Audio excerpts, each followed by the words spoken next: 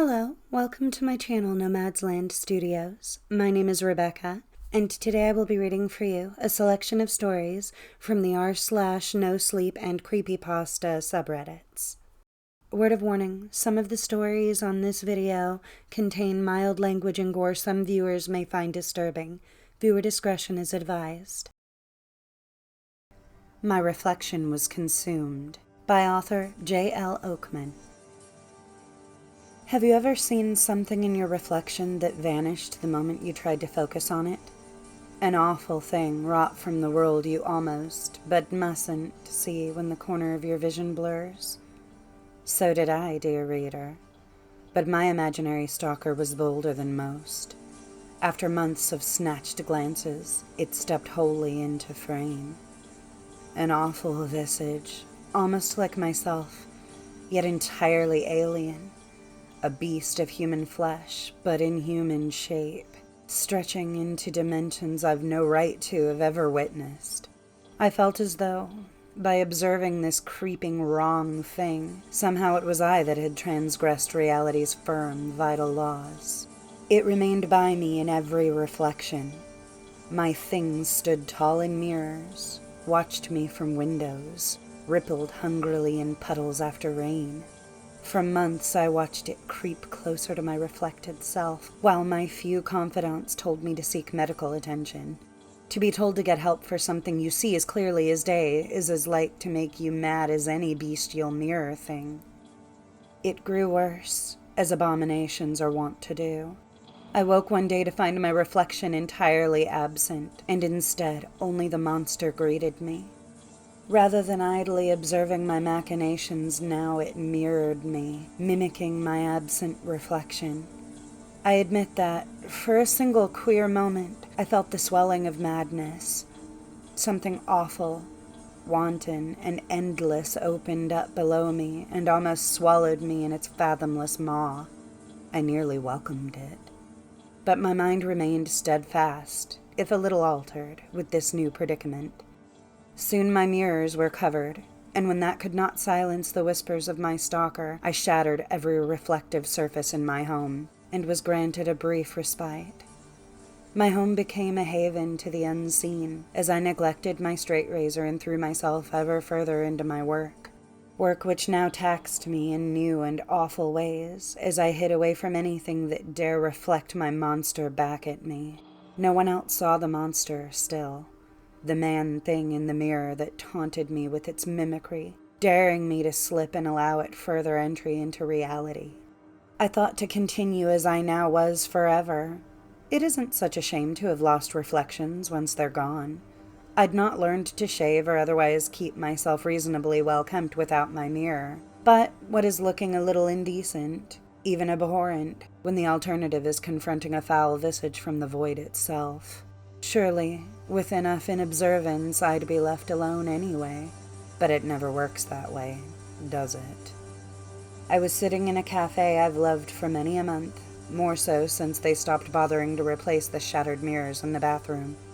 I was queuing to pay for my tea when I turned about at the ringing bell of the door, and who should be standing in the queue, slyly watching me, but my reflecting stalker. How? How did he escape the confines of unreality and seek me out? Well, I wasn't going to be accosted, not in public where others could once again judge me to be mad. Thus, with gay abandon, I fled the cafe and sought refuge in a library 2 streets down. I hid in the fiction aisle until my heart returned from thunder to murmur, and rationalized away the twisted man as nothing but my tired mind. Walking to the desk, I hoped to pass off my hurried visit as a desire to pay a late fee, but the librarian was only too familiar to me. How dare he? How dare he wear the clothes of a civilized man? How dare he smile at me from behind the librarian's desk with such wry, condescending eyes? How dare he? He is everywhere now. In the corners of my eyes I glance regular folk as they should be, but all who gain my focus are overtaken, rewritten, with his face. I know he wishes me harm, so I hide from all now, to protect them and myself.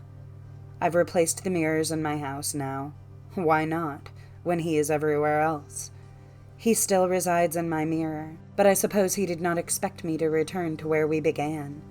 For now he looks quite troubled when he sees me staring at him through the glass from the corner of the room. Every month a parade would pass through my hometown, but we were never allowed to look at it. I've lived in Arizona for the past 15 years of my life, but I had a very different life before that. I used to live in a small town in the middle of nowhere. I couldn't even tell you what side of the country it's on, or if it even is in the United States. It was a small forest town with dense trees in all directions, but where exactly this particular forest is, well, your guess is as good as mine. The only thing I know for certain is the name of the town, Point Pine. I lived in Point Pine for the first 10 years of my life, before we moved the summer after my 10th birthday. Once we left, my parents never spoke of it again. In fact, they acted as if it never even existed, and to them, I guess it didn't. I don't really blame them either. I caught on pretty quickly and realized that they were trying their hardest to forget the memory of Point Pine.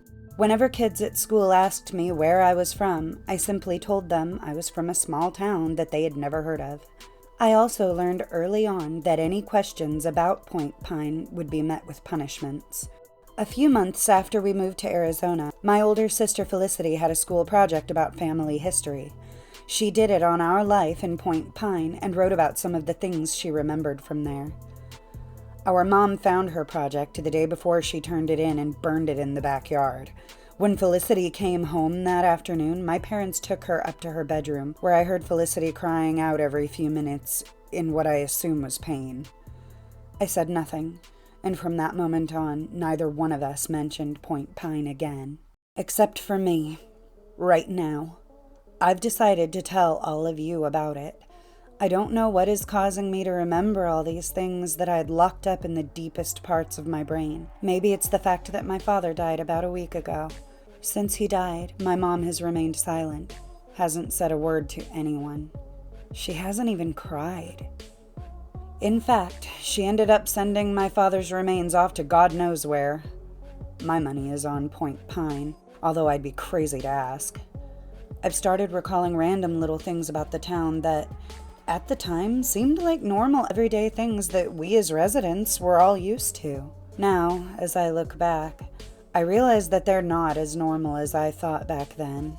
One peculiar thing about Point Pine had to do with the Point Pine Bakery. Whenever you went in there, the owner, Mr. Terrence, always knew what you were about to order. I remember the kids having some sort of rumor about Mr. Terrence being a magician who could read minds. Also, whenever you paid for your baked goods, you had to tip Mr. Terrence with an old item of clothing that you had grown out of. There was a giant box up by the register that everyone tossed old baby clothing and shoes into. That was one of the odd things. Although, you'll come to realize that it won't seem that weird in comparison to some of the other things about Point Pine. Every year on your birthday, you had to get blood work done. I don't think anyone really knew what the point of this was, or if they were actually looking for something. We just all knew that our birthdays would start off with a trip to the Point Pine labs.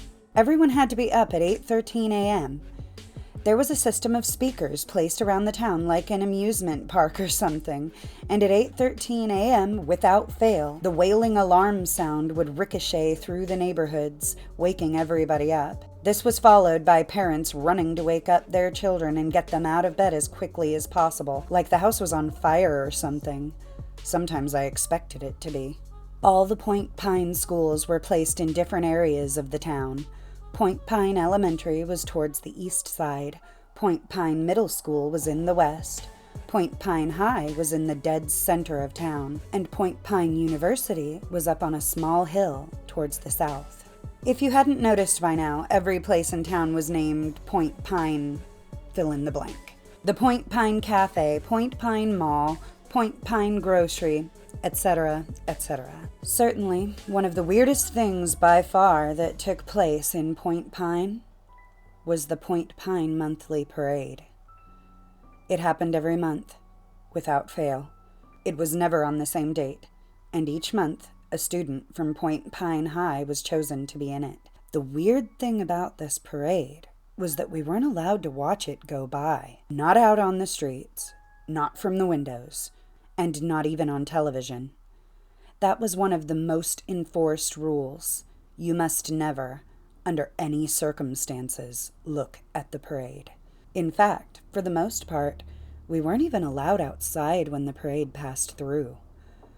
We always knew when the parade was about to start because it always happened the same way. You would hear a chorus of voices, like a church choir, singing a melody. It wasn't a familiar one that I knew. I was only familiar with it in the sense that I had heard it once a month. It sounded like it could be from a nursery rhyme or something similar. The voices seemed to come from everywhere and nowhere all at once. It was like they were coming from the sky, the ground, the trees, the buildings, like everything in Point Pine was singing. Once you heard the first note, you had 5 minutes to get inside a house or a building that had locks on the doors. This might come as a surprise, but in Point Pine, not many buildings contained locks. So, if you happened to be out and about on the street when the singing started, you had about 3 options on the places you could go. One of the schools, the staff break room in the Point Pine bar, or the fridge in the Point Pine pizza shop. One year, in the month of August, my friend Lee and I decided that we were going to break the rules and not go inside when the parade passed. Now that I think about it, I'm surprised that kids didn't do this more often, considering that, well, when you tell kids that they must absolutely never do something, they often do that exact thing. Since we didn't know when the parade was coming, where it started, or the exact path that it took around town, we decided the smartest thing to do would be to wait in the forest near the Point Pine Library until the parade eventually came down that street. So, we basically decided to spend about half the month of August hanging out near or around the library. Around the 3rd week of the month, while we were sitting on the steps of the library talking about some random things that aren't important, we heard the music start. Lee and I looked at each other and then took off running into the trees, while everyone else raced to the nearest school.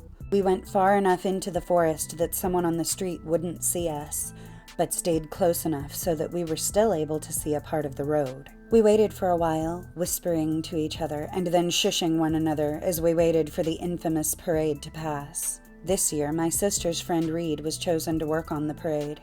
She was a few years older than my sister, but they were friends because Reed used to live next door to us when we were younger. We were crouching in the bushes and leaves when we heard the chorus of voices getting louder and therefore closer. "Dude, I totally see it," Lee hissed.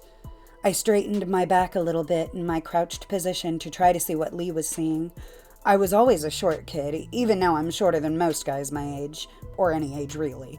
So Lee always pretty much towered over me. "I can't see anything," I hissed, shifting my position. "Shh, they might hear us," Lee hissed. I stopped moving and instead waited for them to get closer, where they were bound to pass right in front of my line of sight. "Oh no! Oh crap!" Suddenly, Lee dove to the ground, landing in the fetal position, with his head cradled in his hands. "What?" I asked, looking from him to the street. "I saw her! I saw that girl!" he exclaimed.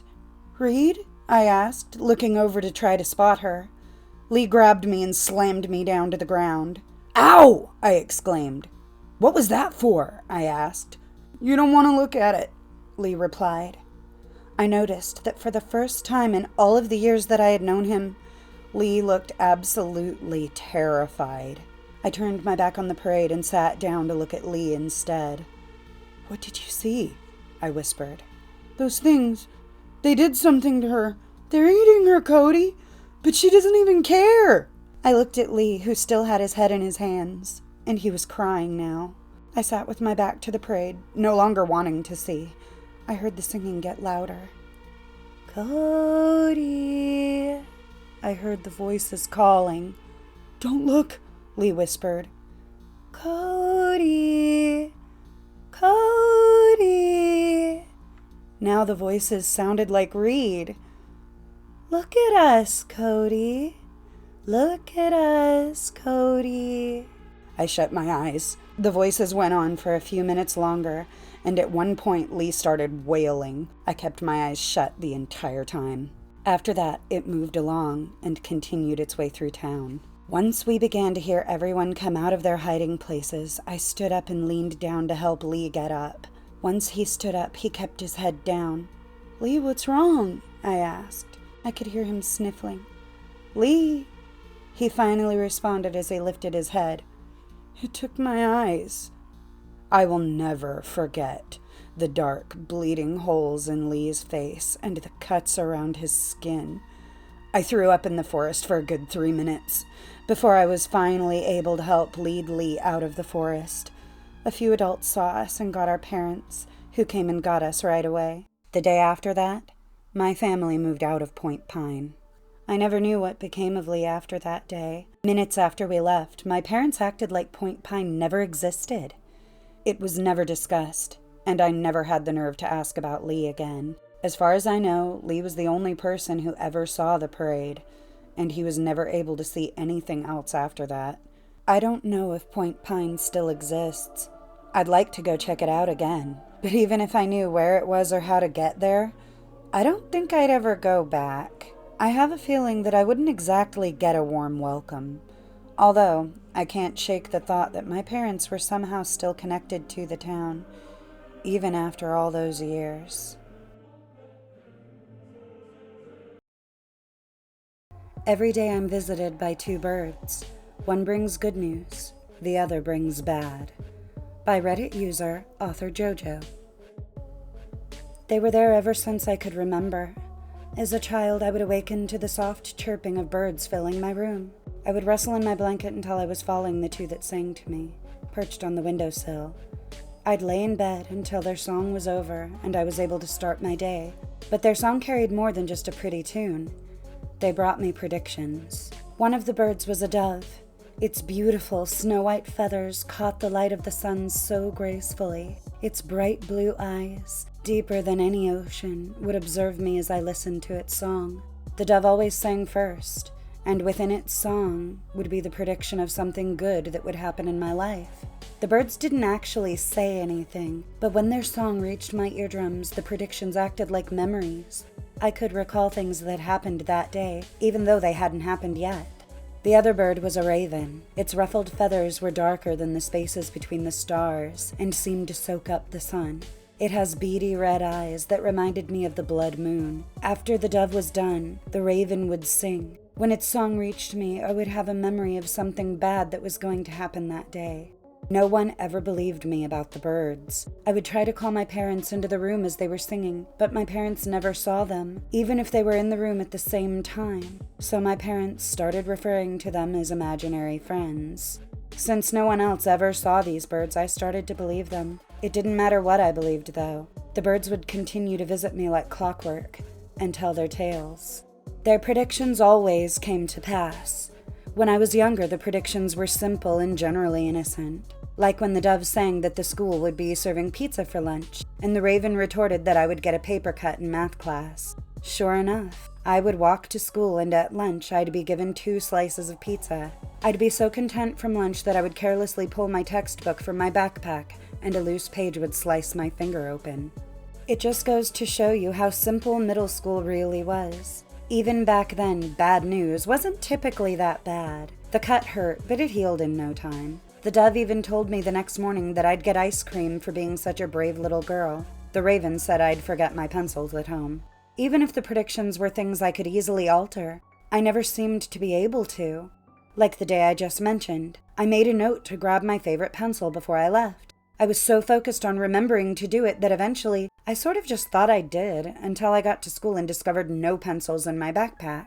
As I grew older, I came to understand that what the birds considered to be good or bad news was relative to my outlook. For example, when I moved with my family and was forced to attend a new high school 2 years into my high school education, I was a bit of an outcast. You know the story. New kid in school becomes the target of ridicule from the queen bee. This queen was named Casey Matthews, and I grew to hate Casey. One morning I sat up in bed and listened to the day's news. When I heard that Casey Matthews was going to fall in gym, I was a bit surprised. I thought it was weird that the raven went first, as the dove always took the lead. When I turned to the birds, however, the raven had just started its song and told me that I got a failing grade on the science test. I didn't want to think I was the type of person who would relish in another's pain, so I dismissed it as a fluke.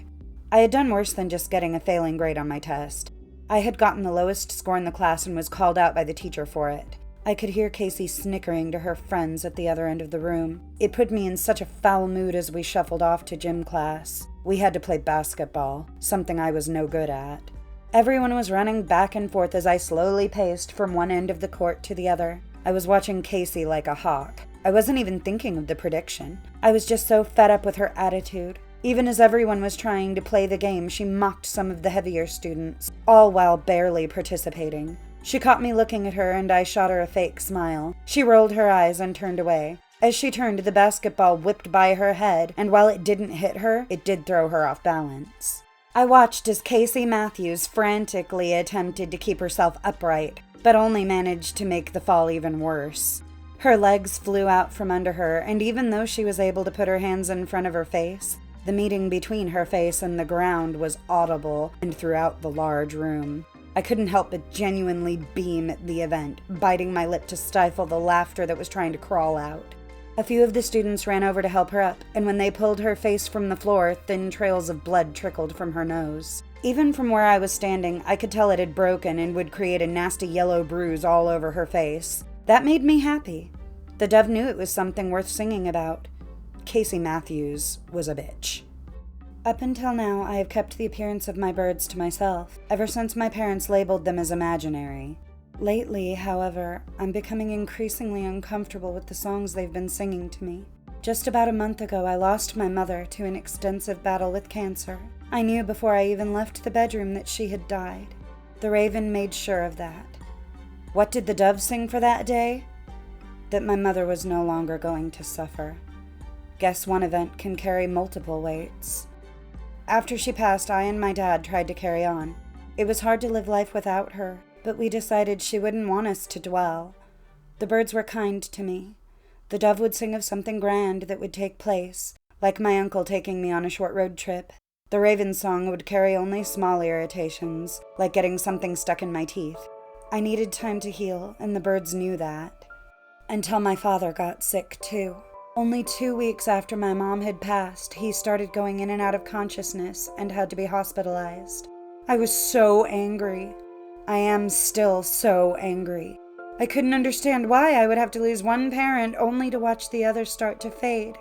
I became bitter from all of this and would lay in bed, clutching the fabric of my sheets. And when I woke in the morning, I would hear the birds singing. The dove would sing to me that 4,307 people were going to die in a car accident that day. I was shocked that this is something that the dove would tell me until the raven informed me that Dad had to spend another week in the hospital. I'd have to suffer another week without my dad at home, but he wouldn't be driving home that day like he was supposed to. The news boiled down to, a lot of people are going to die today, but your dad won't. The way it was delivered is what worried me, and it only got worse. The next morning, the dove told me that I would get a present in the mail, and I was pleased that the dove song was actually pleasant. The raven, however, informed me that I wasn't the only thing that could hear their songs. I was perplexed, but I couldn't do anything about it. I can't converse with the birds. I can only listen.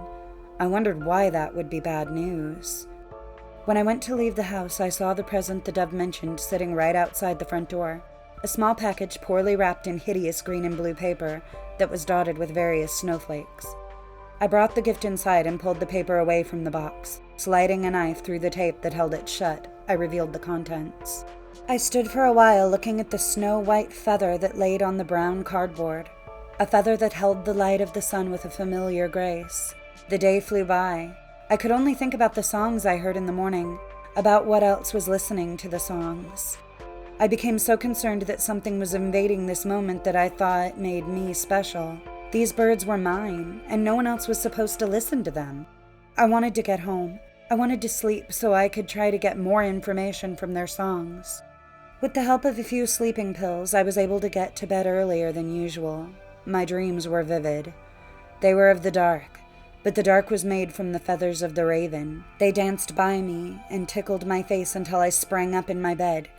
Immediately I turned to the bird sitting on the window as the dove began to sing. It told me that I was going to live to see another morning, and the raven informed me that it was getting closer. I got up from my bed and started walking towards the window, but as I approached, the birds took off and vanished from my view. I stood and watched out of my window. The world was unmoving, like nothing wanted to earn my ire. Looking down at the windowsill, I observed something I had never noticed before. The tips of my fingers ran over the small grooves that had been etched into the wood by the birds taking off and landing every day. I knew then that they weren't just something from my head. The birds are tangible, but other people just don't see them.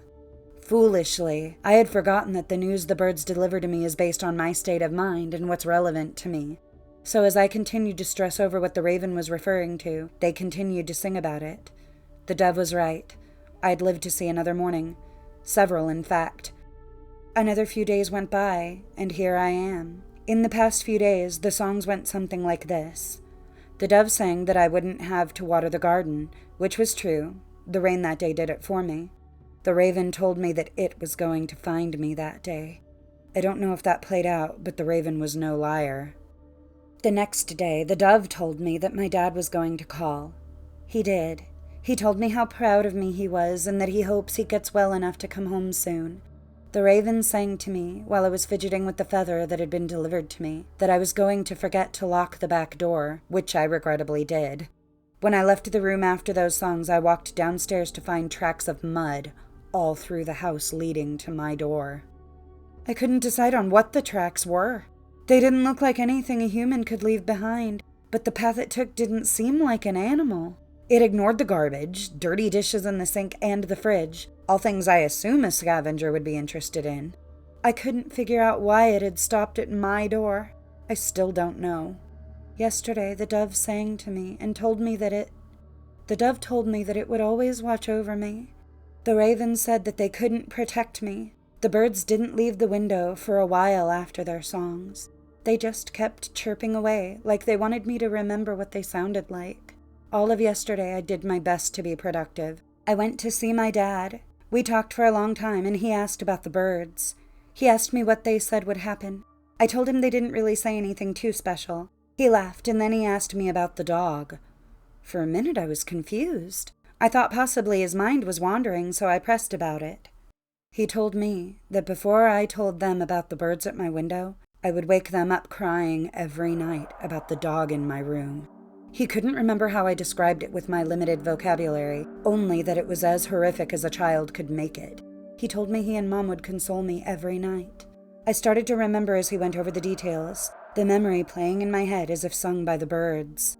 The black pajamas my dad would wear, the white flowing gown my mom wore to bed, how I would run to their room every night, how they both held me and told me that they would always watch over me. My parents always tried their best to keep me safe. My mom taught me to see the brighter side of things, and my dad, always stern, taught me the negatives were important too. After my mother passed away, the birds started to get weaker, and with my dad's fading health, I just don't think their songs are loud enough anymore. I left the hospital and returned home to finish cleaning the house, every inch of it spotless. As I sat in my room last night and watched out the window, I could see it in the yard looking back at me. I understood why as a child I called it a dog. That was probably all I could come up with, and even now I don't know what else to call it. I couldn't see it too well in the dark, but whatever it was hunched over on all fours. But its body was large and looked to have scraps of skin peeling off of it. The thing's eyes were yellow and glowing like spotlights. I'm glad I didn't have to see it in great detail. I wanted to write this all down before it gets too dark. This morning I woke up and listened to the songs my birds sang to me. I tried not to spend all day in bed. I tried to think of some way to go against the predictions, but it's never worked before. So I did my best to make peace and try to get down what I could, put it out there. I called my dad and told him I loved him, and now here I am. The songs playing in my head over and over. The raven sang to me that the creature would be in my room tonight like it had been when I was a child. The dove told me that I would be with my mother once more.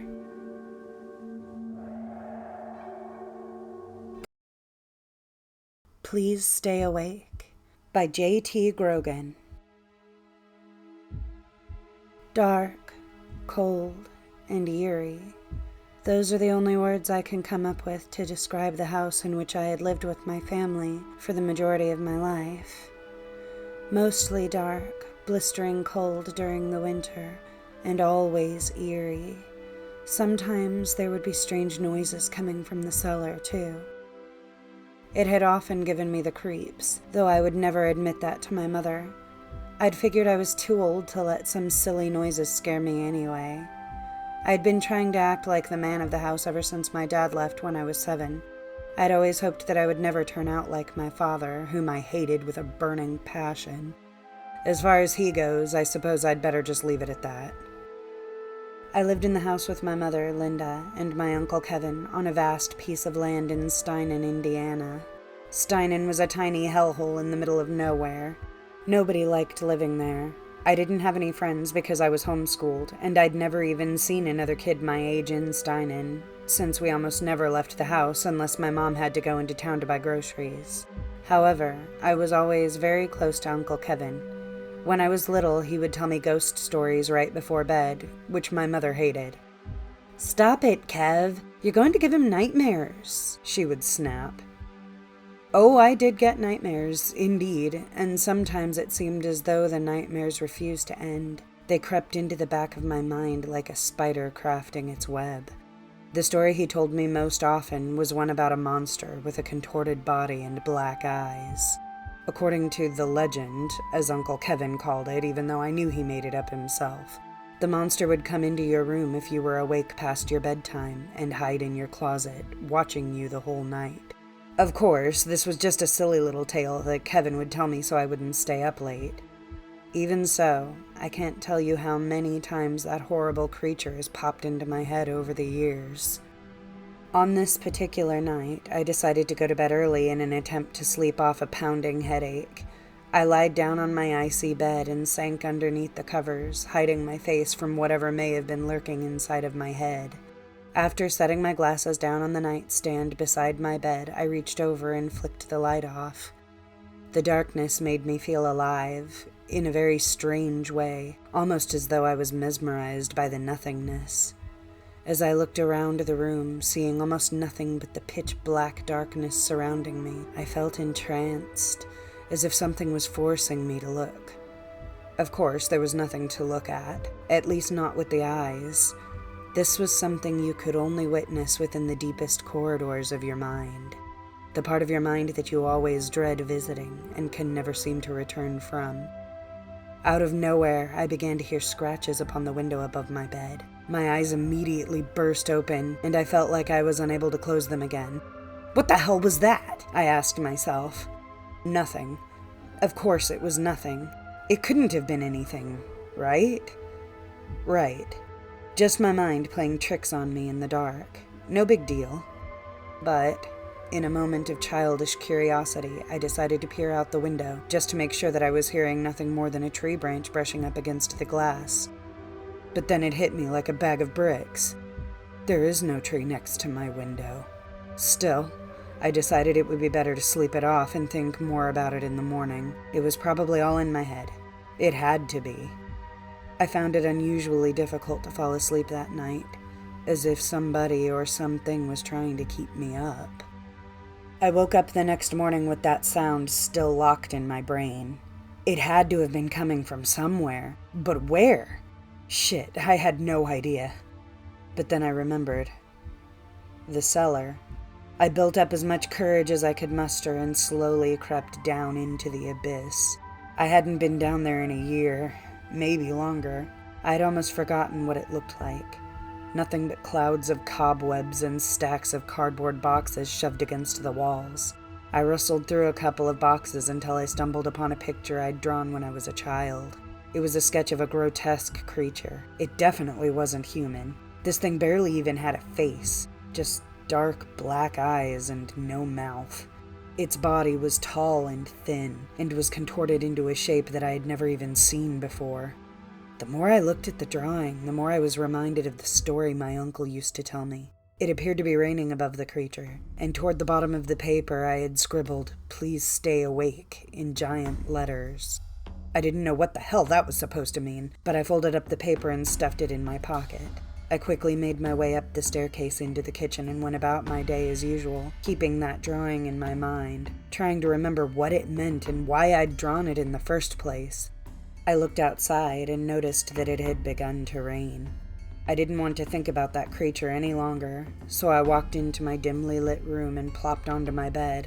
I fell asleep before I even knew it. When I awoke, it was exactly 3 a.m. This night was colder and darker than usual. The farm was soaked with rain from earlier in the evening. The moon was full and radiant. It almost didn't look real. For an instant, I glanced out of my bedroom window, and I could swear I saw something walking quickly through the yard. When it spotted me, it slunk behind a tree, as if it were trying to hide from me. It looked exactly like what I had drawn when I was a child. I ran into Uncle Kevin's room and began shaking him awake. "Kevin! Kevin!" He rubbed the rheum out of his eyes. "What's up, bud? It's late," he asked, bewildered at my excitement. I looked him in his bloodshot eyes and softly said, "I saw someone in the yard." Kevin looked at me with hesitation. "No, you probably just saw an animal. Get back to bed." I know what I saw. This was no animal, or at least not one that I had ever seen, not even in my worst damn nightmares. I knew I couldn't tell him exactly what I had seen, as he would never believe me. "No, Kevin, it was not an animal, please. It was a man. I think... Look, just please go out and check." Uncle Kevin leapt up and grabbed his shotgun from under the bed. "All right, come on. Show me where he is. Let's try not to wake your mom. I'll scare the bastard off." We went outside and I pointed to the tree. I whispered to Kevin, "I saw him go behind that tree." My uncle bravely walked up to the tree and peered around it. Nothing. He searched the entire farm for well over a half hour, but he never found anyone or anything. "Let's go back in, bud. There's no one out here. Keep the doors locked tonight." He was wrong. I knew there was something out there. I crawled into bed and threw the covers over my face. I could hear the blistering wind coming from outside. It pierced my ears with a whistle that I thought only dogs could detect. Suddenly, I heard a tapping sound upon my window. The sound grew louder with each tap.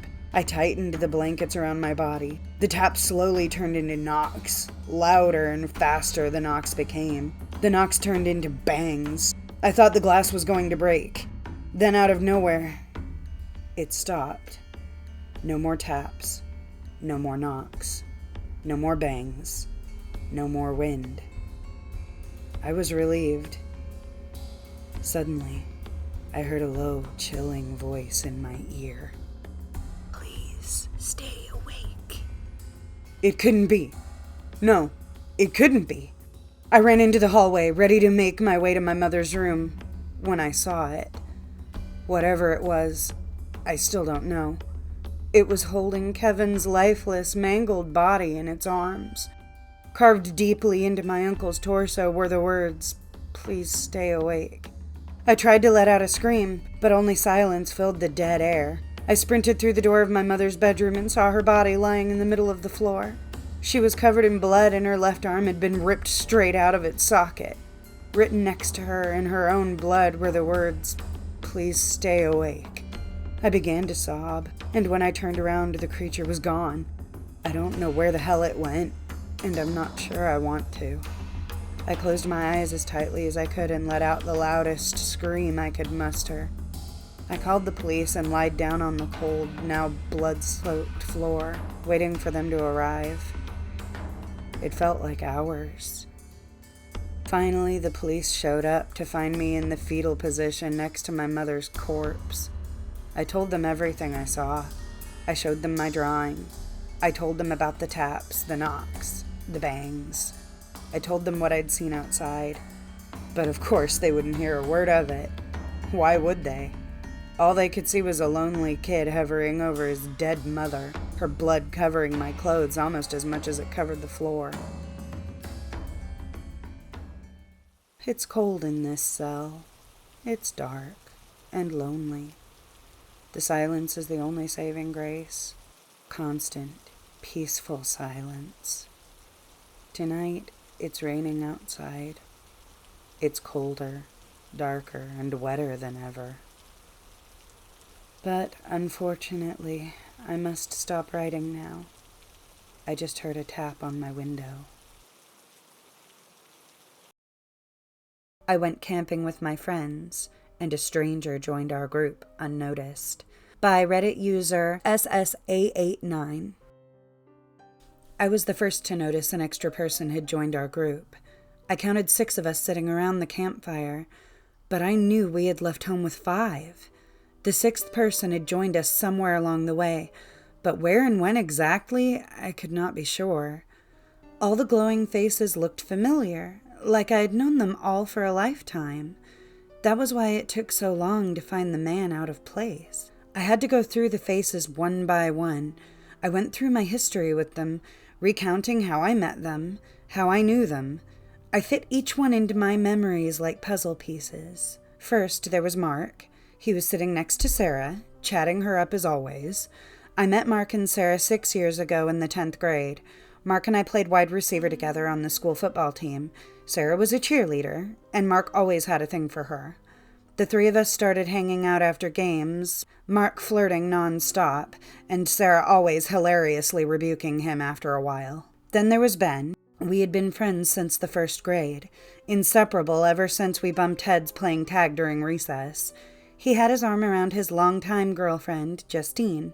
She started at our school when she moved from Chicago in the 7th grade. Ben sat next to her in English, and soon she became a part of our group at the time. She was quiet and shy when she first arrived, but once we got to know her, she opened up. She was one of the coolest and nicest people you could ever get to meet. She had also become close with Sarah in the last few years. And then there was the 6th face, the piece that did not fit. I stared at him, and his name escaped me. That is, if I ever had it in my memory banks in the first place. He looked familiar, but I could not place him in my memories. But why, if I recognized him, could I not remember his name? Why did he sit among us, acting as if he belonged? He stared at Mark and Sarah as they chatted. He laughed when they laughed, smiled when they smiled. I couldn't figure it out. The question burned in my head. How had he, a stranger, joined our little group without any of us noticing something amiss? "Yo, Porter!" Ben pulled me from my thoughts. "Your head up in the clouds or something? I was just telling Justine about our 5th grade teacher. What was his name again?" "Mr. Smith," I said. "Oh yeah, Mr. Smith. I was telling Justine how you could rile that guy up like nobody else. Remember that time you handed in an assignment printed in yellow ink?" Ben and Justine laughed. "Yeah, I remember," I said. "I can still see the steam coming out of his ears." They laughed again, and I joined in half-heartedly. When I glanced the strange man's way, he was watching us, grinning. He was always watching, always on the periphery, never partaking. Part of the reason he had flown under the radar. I was struck with the sense that he was studying us. My skin crawled. Ben drained his beer and threw the empty can in the cooler. "Well, I gotta take a leak," he said, and walked into the woods, swallowed up by the dark. "You really know how to push people's buttons when you want to, huh?" Justine said. I shrugged. I was having trouble focusing on the conversation. The weight of the situation, the reality of it, was starting to hit me. A strange man had attached himself to our group unnoticed, and who the hell knew what his motivations were? Questions raced through my mind. None I could answer. How had no one else noticed yet? Why had it taken me so long to notice? Was I going insane? Did I have amnesia and forget this one friend of ours? What in the hell was going on here? The strange man stood with jerkiness. "I gotta take a leak," he said. It was the first time I heard him talk. He spoke with an odd lisp. It sounded as if he had to force the words from his throat. He walked with an awkward gait and, like Ben, disappeared behind the dark veil of the trees. No one else flinched.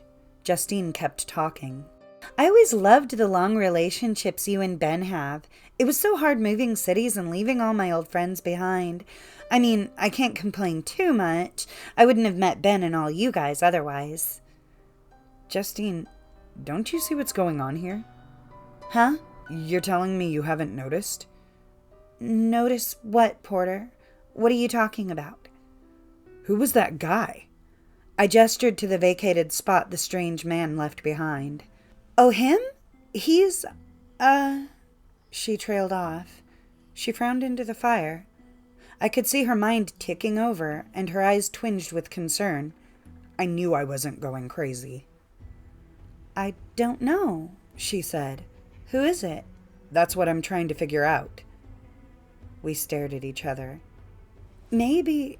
Justine was cut off. An ear-piercing screech came from the woods.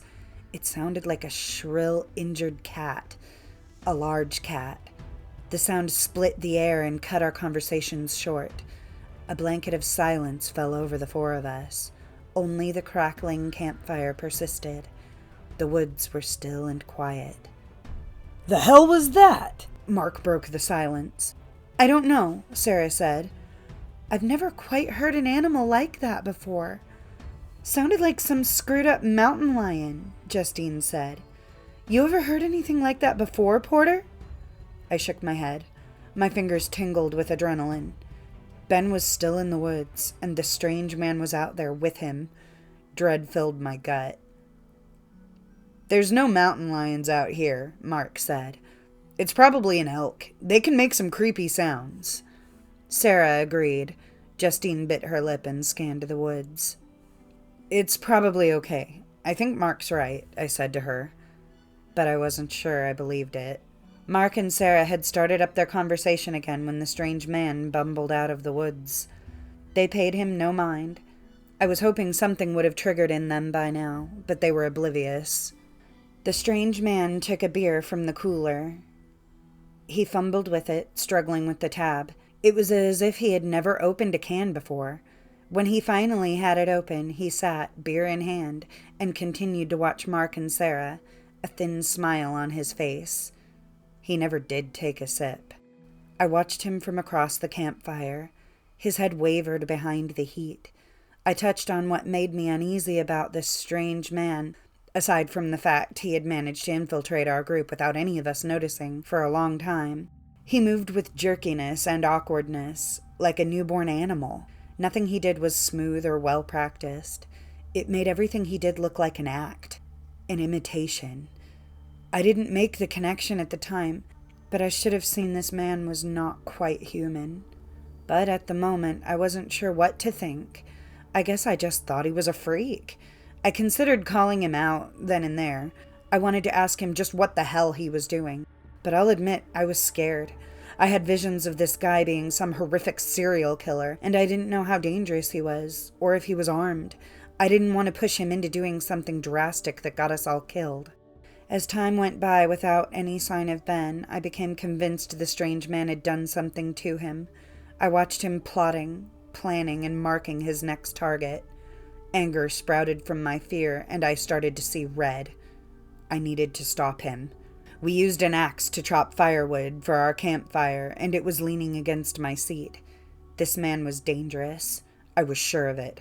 I convinced myself I needed to do something before another one of us was next. I clutched at the axe's handle. The smooth wood felt reassuring in my hand. Justine touched my arm. Porter, where's Ben? I'm getting nervous. It's okay, I lied, patting her hand. I'm sure everything is okay. I stood with the axe in hand. I'm going to get some more firewood, I announced more awkwardly than I hoped. Okay, dude, Mark said.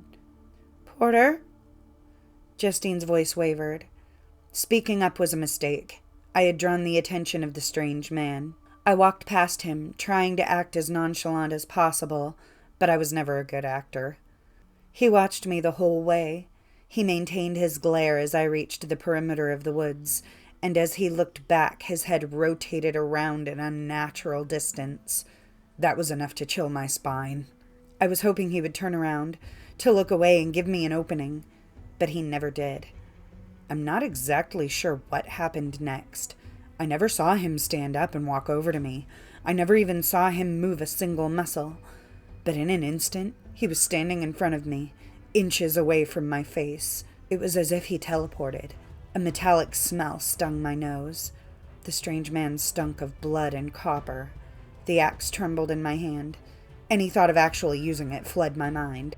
I locked into place, my skin covered in goosebumps. Power radiated off him. He spoke to me. "Get some firewood," he said in his forced tone, and he smiled wide. At that moment, Ben emerged from the woods. "Ben!" Justine cried.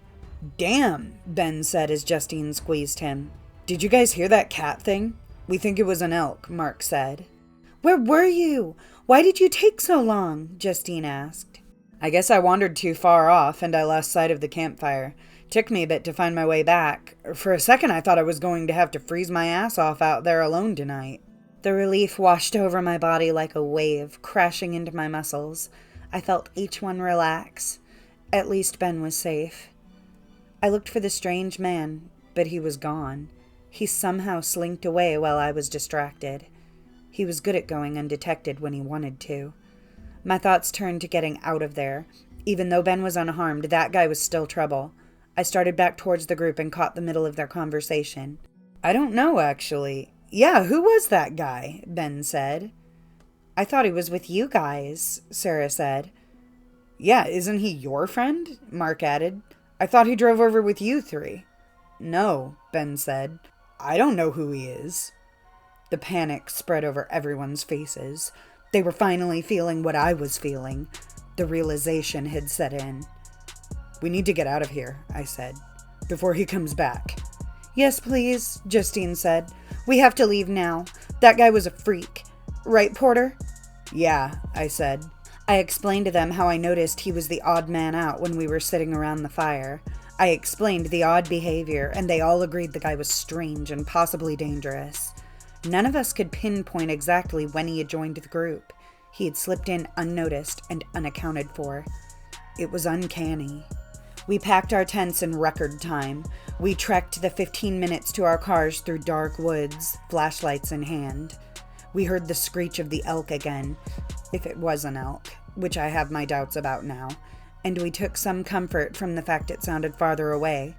Even so, we picked up our pace for the final stretch of the walk. I felt like I could finally relax behind the wheel and locked doors of my SUV. Justine and Ben sat in the back, while Mark and Sarah followed behind in Mark's beaten-up Ford Laser. We were heading out of the woodland and were planning to shack up in a motel for the night, before heading home in the morning. I thought we were free and clear. We wound our way around the dark roads that snaked through the woods. I let a smile open up my face when we finally reached the exit road. It was a narrow, straight stretch of asphalt that split through the last few miles of woodland. I pressed on the accelerator. I couldn't wait to get the hell out of there, and I think Mark was feeling the same way, because he sat close on my rear bumper. I remember thinking, at least we'll have a strange tale to tell after all this. I didn't think it was about to turn into a horror story. The trees and the dashed lines on the road blurred past us. My headlights reached out for the seemingly endless road, and my speedometer needled its way toward 100 miles per hour. I don't know what possessed me to go that fast, and I wish Mark didn't follow my lead. It was a mistake.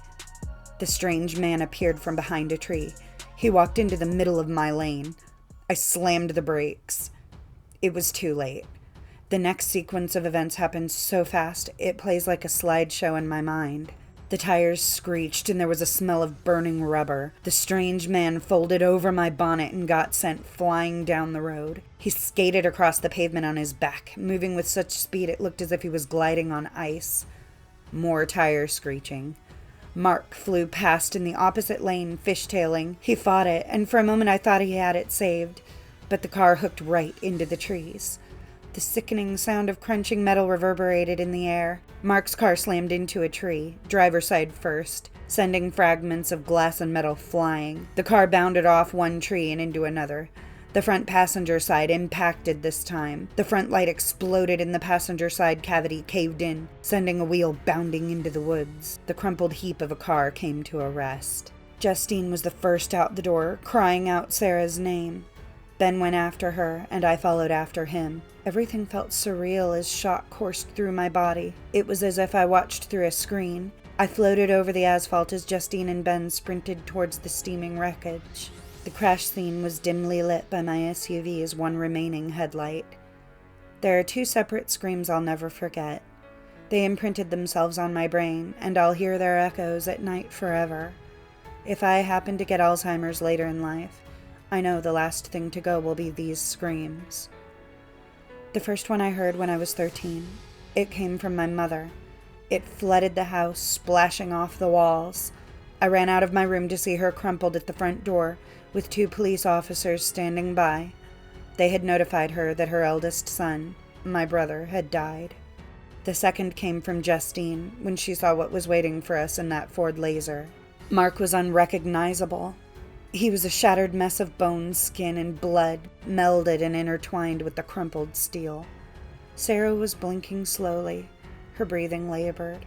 Her one arm shattered, broken in too many places to count, her legs crushed at the knees from the front of the car, which crumpled back into her leg space. Her legs would have been flat, if I could see them.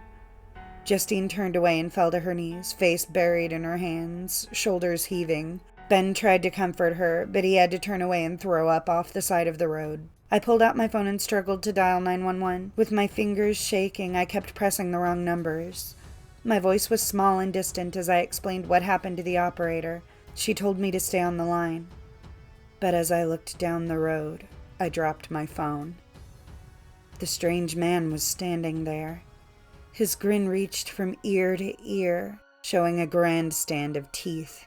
His shoulders shrugged up and down as if he was laughing. In fact, the bastard was laughing. If I were not in shock, I would have gone after him right then and there. I would have torn his heart, if he has one, right from its chest. But all I could do was stare, mouth agape, struggling to keep the tears behind my eyes. The strange man started for the woods. I watched him go, and I watched him change. I saw it. I know I did. This was no illusion, no trick of the mind. This was real. I saw him shapeshift. I saw its true form. We were not dealing with something human that night. After countless hours of research, I believe I saw what others have called the Goat Man. Its horns stuck out unevenly from its head. Its grinning snout bared rows of sharp teeth. And walking upright, like a man with an awkward gait, it vanished into the shrouded woods. It has been 8 months since that night. I've only seen my friends a handful of times since then. Our relationships have shattered and are left in ruin. All we are now to each other is a stark reminder of that night. Mark is dead. Sarah survived, but as a triple amputee. Justine and Ben broke up. And here I am, rugged with a scraggly beard and uncut hair after spending every sleepless night researching the monstrosity I saw that night. The Goat Man. I'm going back to those woods. So help me God, I'm going back. I'm coming for the Goat Man. And I'm not stopping until one of us is dead. Do not look at the demon meme. By Reddit user Avocados and Don'ts. I'm panicking right now, so I'm sorry if this post is difficult to understand. But whatever you do, if you see the demon meme, look away. I was scrolling through my Twitter feed this afternoon, followed a reply to another reply, and ended up in a thread where someone had posted a disturbing picture. It was a photo with a grainy Polaroid quality, overlaid with white text at the top and bottom in a classic meme style. The photo showed a young girl crouched on a white tiled floor, holding a blood-stained knife. Her loose orange sweater and faded jeans were also covered in deep red splotches, and on the tiles in front of her lay a body with its head just out of the frame.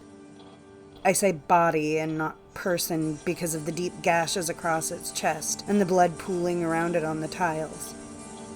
The top overlay text read, "Brother talks too much while I'm watching my shows," and the bottom text read, "Now he'll never talk again." The girl's back was straight, and she was staring directly into the camera, or I suspect she would have been if I could have seen her face. Covering her head in the meme was a copied and pasted drawing of another face, one that was stony gray, inhuman, with 2 black dots for eyes and a gaping cavern for a mouth. The cavern contained row after row of circles of jagged, uneven teeth, almost like a shark. Clicking the post, feeling slightly nauseated, I found myself on a thread filled with variations of the same meme.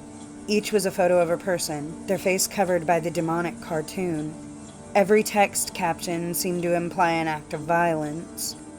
One showed a pale man in paint-splattered khakis and a white tank top, holding a hammer in his muscular grip.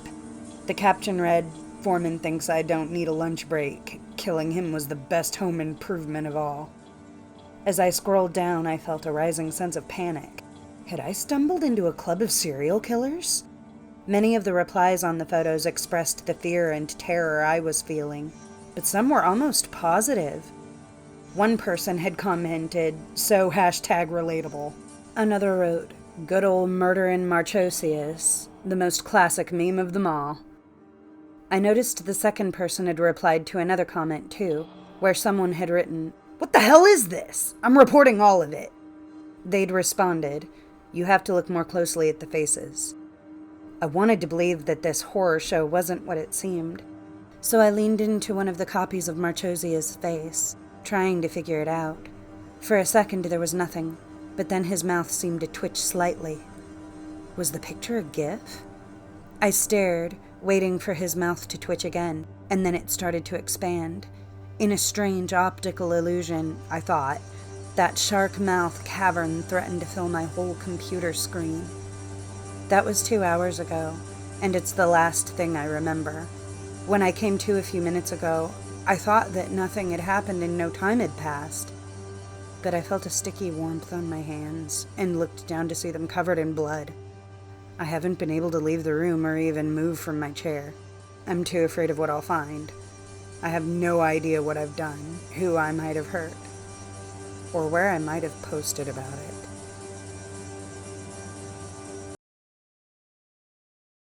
Thank you for watching. I do hope you enjoyed my video. If you did, please don't forget to like, subscribe, and leave a comment.